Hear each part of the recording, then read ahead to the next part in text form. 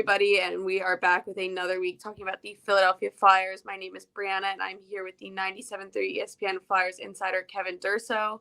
So the Flyers have had quite the busy past week, especially since coming back from the break. So they were on a point streak. They came back, and maybe we should start with the Toronto game. So they came into this game, they were down, but then they fought back in that last period, but they ultimately ended up losing that game in overtime. What do you think put them, like, what put them behind in that game? Austin Matthews. I mean, it's when it's just a player taking over. They've had it happen multiple times over the last month, and that was, you can kind of go through that team and pick from a handful of guys and say that guy could have taken over a game, but it was pretty clear that, I mean, they played a really good game for 30 minutes, as good as you could have on the road against a team like that. And then the last 10 minutes of the second period were the Austin Matthews show. And I feel like we've been saying that for a lot of other teams that we've seen, the Connor McDavid show or the Nathan McKinnon show or the Nikita Kucherov show. And it's like, this was just another chapter of that. Matthews is just such a good goal scorer that, let's face it, he's going to probably score 70 this year. I mean, he's on pace for it. Obviously, like, if Flyers fans can take solace from anything, it's that after he did what he did against the Flyers, he went out and had a hat trick the very next game and has scored consistently ever since. So he's on one of these heaters right now that once he gets going, it's really hard to stop. And that was really the downside to it. I mean, obviously, good for them in that game to claw back in the third period when it was starting to look like it just wasn't their night. They do get a key point out of it, which is going to help in the long run. And the same thing kind of goes for once it goes to overtime. That wasn't Austin Matthews involved in that goal, but because they have so much skill, you have to be really careful about when you time your line changes, and they got caught in a bad change, and it led to a rush the other way where they were out of sorts, and they end up losing in overtime before they ever really got a chance to possess the puck, which is, it's disappointing, but you take the good point that you got there for coming back and get out of there. So also this past week, they have announced that they named Sean Couturier as captain and gave Travis Konechny the A on his jersey. Do you think that is something that this team needed, especially at this point in the season? I don't know if it's necessarily that it was desperately needed or anything like that. I think the room's good whether they had a captain or not. There are some kind of interesting circumstances to this. I think that because, we've heard Scott Lawton's name in trade rumors so much, and he was the only guy with a letter. I think that the timing of this so close to the trade deadline kind of is giving you a backup plan if you do trade him. They don't have to trade Scott Lawton, but if they were to, it would have taken the only player with a letter out of the room, and now you don't have that situation anymore. It very much solidifies Sean Couturier's place within the franchise. Obviously, I think there's significance to Travis Konechny getting one as well, because it kind of says that that's a priority to keep him around long term. And that was becoming a question. It was becoming an idea of whether or not he was the most valuable piece that they could move. And now I think that they've kind of started to answer that question. No, he doesn't seem like he's going anywhere. It seems like they want to build around him too. Because I just don't understand why you would give a player a letter for the first time in his career and then have intentions of trading him 3 weeks later. It just doesn't make much sense. I think that they've made clear that he's a priority for the future. And it just does create this idea that if Lawton's expendable in any way, it doesn't completely shatter the room from a leadership standpoint, that there's another player that has a letter that the team can look to. I think they lead by committee already anyway, so I don't think it changes a lot of that dynamic, but it certainly, from an optic standpoint of who has a letter, who doesn't, I think that there is some underlying message in there potentially. And I don't know that means, like, I'm not making this a complete declaration that Lawton's getting traded. It's not that at all. But I think it just creates a situation where if he were to get traded, because his name has been out there so much, they still have an established leadership group after that, if that were to happen. So this Saturday, they played in the Stadium Series game against the Devils. They did not have the best outdoor record going into this game, and there was a lot of hype around this game. They showed up wearing those Rocky outfits. Everybody was getting excited for this game. There was above 70,000 fans at this game, and within 32 seconds, Nico Hischier put that first goal in. The whole game kind of felt like it leaned towards the Devils. Why do you think the Flyers put themselves so far out of that game? Well, the mistake that they made on the first goal is getting over aggressive in a situation where more times than not you see teams be passive and Mm-hmm. feel out the process of the atmosphere, the rink conditions, because it's not your traditional game. And the Flyers tried the opposite. They tried to play their game, tried to just jump right into this thing, and got caught with two defensemen in deepest in the offensive zone. The three forwards are just trying to play their usual position, and so Konechny jumps up in the play and he sure goes behind everybody and then gets a breakaway. And that's a really bad situation for your goalie to be in 30 seconds in, to have a guy just coming, and not just any guy, it's an all-star level player, for a former first overall pick, coming in on a breakaway with the skill level that he has. And really from there, it felt like they were kind of chasing things. It's not like they were, I know people look at 6-3 as a final score and think it's a blowout. It wasn't as much of a blowout as that score indicates. They were Mm-hmm. very much still in the game, especially going into the later stages of the second period where they played really well. It's just a hard game to kind of like, it's hard for me to take things away from this game and evaluate it, and to do my job in that way, because there's so little to take away from a situation Mm-hmm. that is 1 in a million versus the other 81 games that they'll play this year. Mm-hmm. There's just the whole game lacks structure. I mean, the Devils didn't play great either, in the sense that they gave up 48 shots by the time the game was Mm-hmm. over. That does not mean that usually, that's not an indicator of playing well. It's one of these games where defensive structure is super loose. It's almost non-existent. At some point in time, because of the snow buildup and it's outdoors, the snow that builds up is not going anywhere. So guys just start trying to do things that they would do normally don't work the same way because of that. So you may try to make a pass that you make every other game and it doesn't go the way that it usually Mm-hmm. does because of the conditions. So it's a tough game. And also playing the way that they did, also they went with an 11-7 lineup again.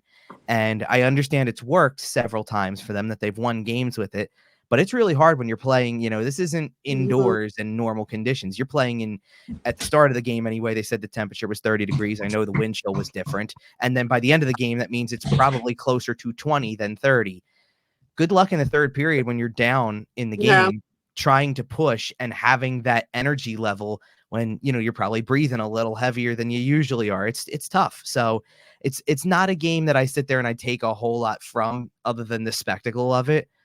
What will probably be more indicative of where they're going is how they handle the Chicago game that comes out of it. I thought that the way that John Tortorella put it after the game was very accurate. That's a game that should scare them. It's very much a trap game. A team that's not playing well, that's right at the bottom of the standings, that has still been competitive in games and kind of been Mm-hmm. willing to push a little bit and kind of take teams to the limit. And if the Flyers aren't ready for that because of all of the other stuff with the outdoor game, that's going to be a challenge. So they do need to be ready for that one. And that's kind of more of the test. Like, I know that people are going to focus in also on the fact that it was New Jersey. That was the team directly behind them in the standings. This is a big point swing, that it could have gone from 7 points to 9, and instead it drops to 5. And that's a huge swing in at this time of year in the playoff race. But I think that if you're looking at it beyond the fact that it was just one game in different circumstances than normal, then I don't think you're looking at this properly. If this starts something that becomes more significant, then you have problems. But I'm not going to overreact to an outdoor game where it kind of felt like from the very beginning that it wasn't going their way, and conditions don't necessarily allow for you to kind of get back to your traditional game because it's so different. So kind of bouncing off what you were saying about the Chicago game. So they have that game coming up tomorrow. Connor Bedard is back for that game. How do you think that this matchup is going to go? Yeah, it's going to be interesting because, for one, I look at the schedule, and the Flyers will not have played since Saturday, obviously, Mm-hmm. which is kind of rare at this time of year. You just don't get that too often. This is pretty much the last significant break that they have.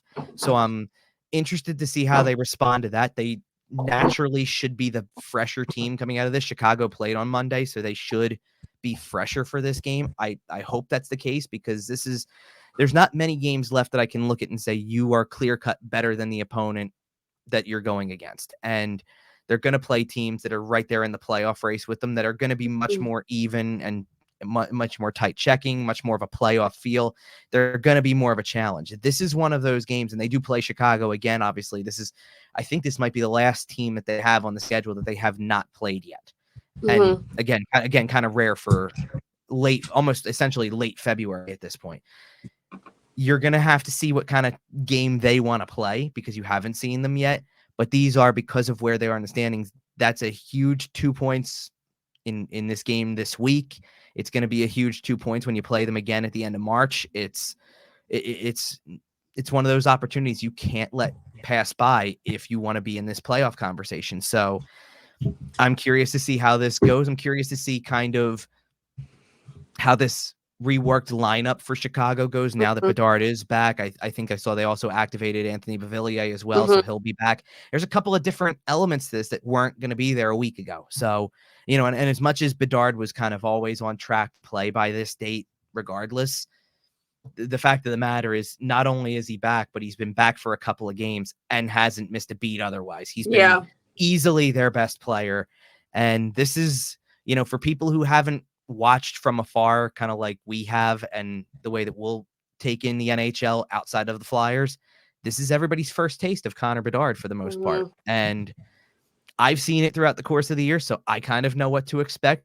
The kid's an incredible talent, and you see everything that was talked about him as soon as you watch him play. So, if Chicago's going to have anything to do with being involved in this game, it's going to be because of him.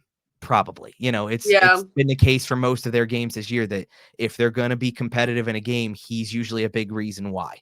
Yeah, I think in his past 2 games back, he's had 6 points, 2 goals, 4 assists in his past 2 games back. Exactly. And beyond that too, who knows? He may already qualify for how well he's played this year when he's been able to. Obviously, he may qualify for one of those take over the game level players that the Flyers haven't done well with in recent weeks. I don't think he's obviously he doesn't have the support system around him that some of these other guys do, that McKinnon does or Kucherov does or Pasternak does and things like that. But he's got the talent to do that. So obviously all eyes are going to be on him. And this is where you hope that the veteran leadership, I'm not saying just because he's the captain now that involves in this, he's your best centerman defensively. So you hope that somebody like Sean Couturier kind of gives him a welcome to the NHL moment. That's a former Selke winner going up against probably, as far as we know anyway, unless things really rapidly change and Bedard falls off a cliff despite, even with the injury time, he's probably the Calder winner. So it's going to be pretty cool to see kind of how that dynamic works, that this is the guy who everybody's talked about since he was drafted, going up against these veteran centers who are kind of supposed to shut him down. We saw it. I mean, we saw it from day one with Bedard when he played Crosby in his NHL debut. Like, it was a big deal then, and it's going to be a big deal every time he goes against a top center. So that's something definitely I'm watching for. So we were talking about the bouncing back aspect of the Stadium Series.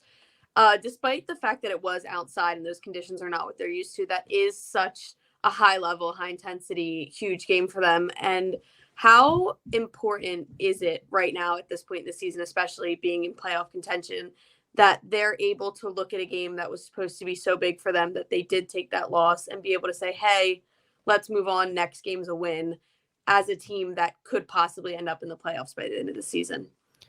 Yeah, I mean, the response is everything at this point because of how, I guess, because also of the implications of that particular game. I think it's even less of a big deal if they just lose the outdoor game and it was to a team, let's say it was Pittsburgh again, and Pittsburgh's where they are in the standings, and it doesn't feel like such an immediate threat. This does. I mean, it really, this could be what sets the stage for the Devils to get on a run and challenge you for that playoff spot potentially. So that's, I think, the important part is it wasn't like it was just another game and you lost to a divisional team and they're not as much of a threat. I mean, even let's say they played the Rangers in that game, but the Rangers are so far ahead at this point, you're not even thinking about it from that perspective. It was because it was a chance to really bury a team and they kind of let that get away. It was weird circumstances from the beginning, and that's why it wasn't your traditional. I don't think it was your traditional Flyers game based on their identity this year. And as a result, now I want to see how quickly they get back to the identity, because if they start playing with the identity again, I mean, we were looking at that Toronto game and the way that they rallied back. I mean, even earlier in the week, they had rallied back against Arizona too. And it was like, this is who they are. If they fall behind, they're not out of a game. And Mhm. there were elements of the Stadium Series game where they were trying to do the same thing. It's 2-1. They're pushing. It looks like they're going to get that game tying goal. Maybe that changes the whole complexion of the game. Instead, they gave up 2 quick ones going the other way, and that really felt like game over at that Mhm. point because it's just the way that those things go. It's just kind of, I think it's the unfortunate nature is just that it was the opponent that it was the Devils. It was this team that's directly behind you. And if you didn't get those points, you're going to have to find a way to make up for them very quickly at this point. So good that it's Chicago, good that it's a team like that maybe they can win without playing their best game, kind of like they did against Arizona, for example. If they can win a game without playing their best game and kind of get this thing again back on track, because they've been able to do it all year long. The thing they have to avoid is once they play Chicago, it's the Rangers, it's Pittsburgh, it's Tampa. This can snowball just as easily as some of the other ones did. So they really have to avoid that. So we will have updates about all of these games coming up. They will be on the 97.3 ESPN Instagram and on the website, and you can catch all of the updates there. And we will be back next week with some more updates.